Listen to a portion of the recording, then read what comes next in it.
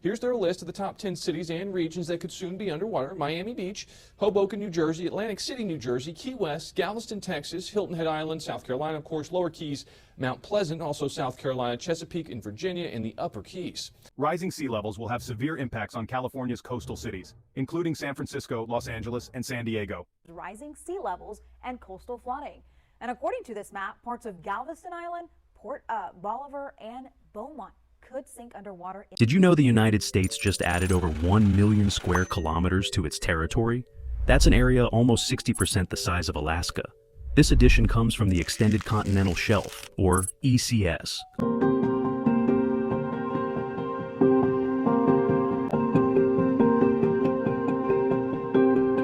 Foreign companies are snapping up land across the country, millions of acres of farmland.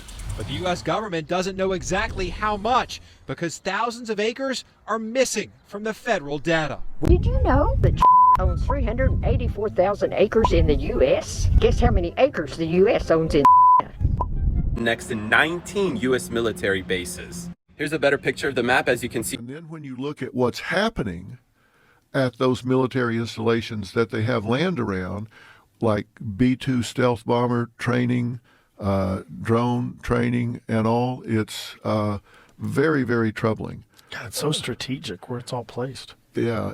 Chinese officials said they don't recognize the ruling and called the lawsuit absurd when it was filed back in 2020. Now Bailey says he's preparing to seize Chinese assets in the state to get the money, and the assets include that farmland we've talked about a lot here on Trudeau promised a ban on foreign purchases of Canadian real estate for a trial period.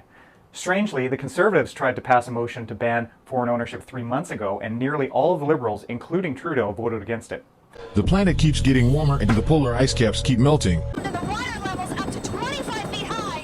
This is great news. I know we were fanboy, but I still cannot believe my